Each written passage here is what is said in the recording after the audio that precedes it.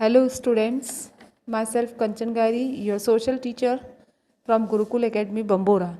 आज से हम आपकी ऑनलाइन क्लासेस स्टार्ट करने जा रहे हैं और हम सोशल में ज्योग्राफी के पार्ट का फर्स्ट चैप्टर ले रहे हैं, the earth in the solar system. इस चैप्टर में हम सोलर सिस्टम के बारे में जानेंगे। Chapter 1, the earth in the solar system. The feeling that we get when we watch the sky after sunset is wonderful. कि जब हम सनसेट देखते हैं, सनसेट मीन्स जब हम सूरज को डूबते हुए देखते हैं तो हमें बहुत ही अच्छा लगता है।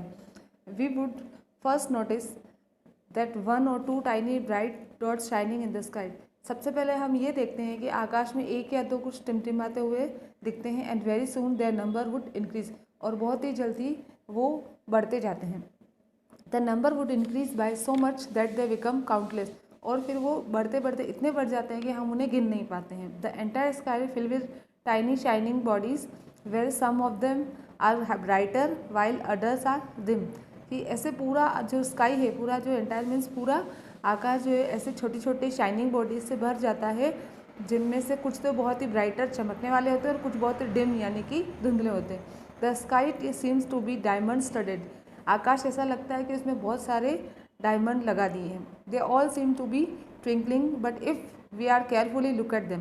वो सारे के सारे ट्विंकलिंग करते हुए मीन्स टिमटिमाते हुए दिखते हैं, लेकिन अगर हम उनको ध्यान से देखें we will notice that some of them do not twinkle like others. तो उनमें से कुछ जो है वो दूसरे तारों की तरह टिमटिमाते नहीं हैं। They just glow without any flicker. वो बिना टिमटिमाते हुए, बिना ब्लिंक हुए लगातार कंटिन्यू फ्लिक यानी कि लगातार वो चमकते रहते हैं, ग्लो करते रहे in the same manner as the moon shine. जैसे कि बिना टिमटिमाते हुए मून चमकता है। On most of the days moon can also be seen along with these bright objects.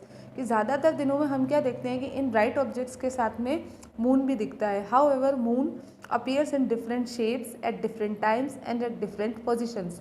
कि मून जो है वो अलग टाइम पे अलग पोजीशन में और अलग शेप में दिखता है। The full moon can be seen only once in about a month's time. कि जो फुल मून होता है वो महीने में सिर्फ एक बार दिखता है। It is called a full moon night, और वो रात कहलाती है फुल मून नाइट। जिस दिन पूरा चांद दिखता है, गोल्ड चांद दिखता है, उसे या तो फुल मून नाइट कहेंगे या फिर हम कहेंगे पूर्णिमा। One can not see it all a fortnight later which is called a new moon night. और इसे हम आफ्टर 14 डेज नहीं देख सकते हैं। क्यों? क्योंकि इसकी शेप जो है वो धीरे धीरे कम होती रहती है और 14 डेज के बाद में बिल्कुल मून नहीं दिखता है, और वो जो नाइट होती है उसको हम कहेंगे न्यू मून नाइट और अमावस्या। The sky seems to be at its best on this night if it is a clear night.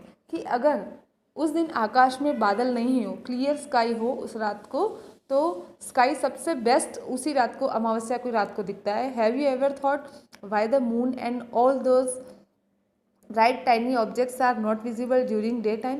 क्या आपने ये सोचा है कि ये जो मून है, ये जो छोटे छोटे जो स्टार्स हैं, वो दिन के टाइम क्यों नहीं दिखते हैं? Then the answer to this is that, इसका आंसर ये है कि द सन इज़ ब्राइटर। जो सन जो है वो ब्राइट लाइट होती है सन की, जिसकी वजह से, जो दिन में सनलाइट की वजह से हम दिन के टाइम में इन ऑब्जेक्ट्स को नहीं देख पाते हैं। However they remain in the sky in the day time as well. जबकि वो दिन के टाइम में भी, जैसे रात के टाइम रहते हैं वैसे ही वो दिन के टाइम भी रहते हैं। All those objects shining in the night sky, the moon and the sun in the day sky are known celestial bodies. कि ये जो सारे ऑब्जेक्ट्स हैं, जो मून है, सन है, जो स्काई में होते हैं, इनको हम कहते हैं सेलेस्टियल बॉडीज़। क्या कहते हैं इनको हम? Celestial bodies. There are infinite celestial bodies in the sky. आकाश में बहुत सारी सेलेस्टियल बॉडीज़ है। Some celestial bodies are very big and hot. उनमें से कुछ तो बहुत ही बड़ी है और हॉट है। हॉट मीन्स गर्म है। Which are made up of gases, क्योंकि वो गैसेस से बनी हुई है। They emit their own heat and light in large amount. और वो अपनी खुद की लाइट और हीट, लाइट मीन्स अपनी खुद की लाइट देती है और अपनी खुद की हीट यानी कि उनकी खुद की गर्मी होती है। और गर्मी किस वजह से होती है? क्योंकि वो हॉट गैसेस से बनी हुई होती है। These celestial bodies are known as stars. In celestial bodies को क्या कहा जाता है? Stars. They emit their own heat and light. These celestial bodies are called stars. The sun is also a star. ये जो सन जो है वो भी क्या है, एक स्टार है। There are countless twinkling stars in the night sky. कि रात में आकाश में काउंटलेस ट्विंकलिंग स्टार्स होते हैं which are similar to the sun, जो कि सन के सिमिलर ही होते हैं। But one can not feel their heat और लाइट, लेकिन हम उनका हीट और उनकी लाइट हम फील नहीं कर पाते हैं।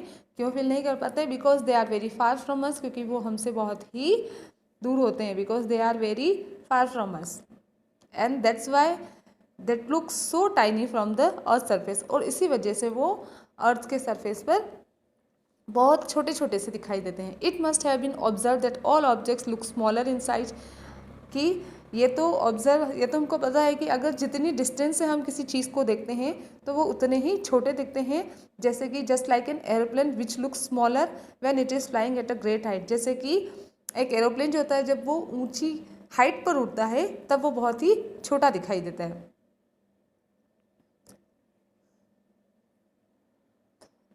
When one watches the night sky, one can notice that various differing patterns are found by different group of stars. कि जब हम रात को आकाश में देखते हैं तो हमें अलग अलग स्टार्स के ग्रुप दिखाई देते हैं जो अलग अलग पैटर्न्स बनाते हैं। द ग्रुप ऑफ स्टार्स, ये जो ग्रुप के स्टार्स होते हैं, is known as constellation. These groups are known as constellation. Ursa major और बिग बियर, ये जो है इसका एक बहुत ही बड़ा one such example of constellation का एग्जाम्पल है सप्तऋषि। सप्त मीन्स 7 और ऋषि मीन्स सेजेस, साधु। कि 7 कहा जाता है कि 7 तारे जो है वो 7 ऋषियों को रिप्रेजेंट करते हैं। Is one of the most easily recognisable constituents. ये सबसे ज़्यादा आसानी से पहचानी जाने वाली कॉन्स्टलेशन है। It is a group of 7 stars that structure a part of ursa major constellation. ये जो सप्तऋषि जो है ये मोस्ट इजीली रिकॉग्नाइज कॉन्स्टलेशन है और ये ग्रुप ऑफ 7 स्टार्स है और ये अर्सा मेजर का कॉन्स्टलेशन का पार्ट है।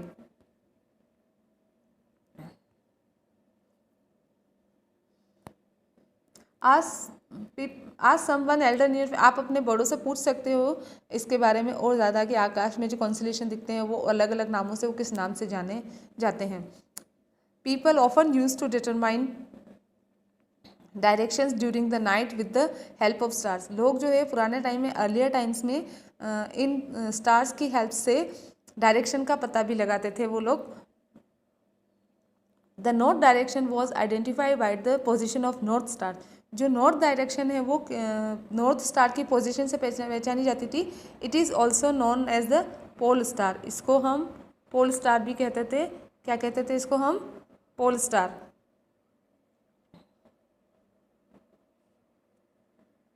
The position of the pole star can be located with the help of Saptarishi. और हम इस पोल स्टार की जो लोकेशन थी, पोल स्टार की जो पोजीशन है वो हम सप्तऋषि की हेल्प से पता कर सकते हैं। It always remain in the same position in the sky. ये आकाश में बिल्कुल सेम पोजीशन में रहता है, जैसे कि आप इस फिगर को देख सकते हैं।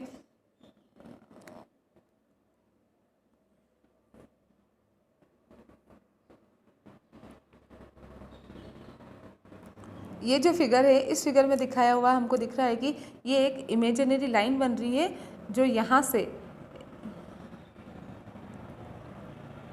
इस जगह से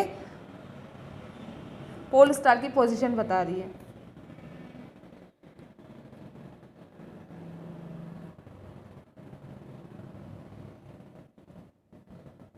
सम celestial bodies do not have their own heat and light. कुछ सेलेस्टियल बॉडीज जो होती है उनकी अपनी खुद की हीट और लाइट नहीं होती है। Thus lit by the light of other stars. तो ये दूसरे स्टार्स की लाइट से लिट करते हैं, means LIT lit, lit means जलना। Such bodies are known as planets. ऐसी बॉडीज़ को प्लैनेट्स कहा जाता है। The word planets originate from the Greek word.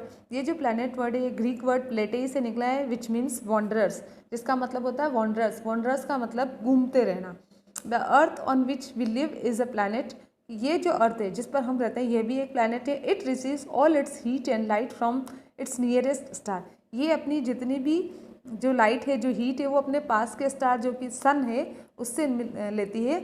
If we observe the earth from a great distance, अगर हम बहुत डिस्टेंस से अर्थ को ऑब्जर्व करें, से फ्रॉम द मून, या कह सकते हैं कि अगर हम मून से, चांद से अगर हम अर्थ को देखें, it will appear to be shining. तो ये भी एक चमकती हुई दिखेगी। जस्ट एज जैसे हमको आकाश में अर्थ से हमको मून चमकता हुआ दिखता है, वैसे ही अगर हम मून से अर्थ को देखेंगे तो हमें अर्थ भी चमकती हुई दिखेगी।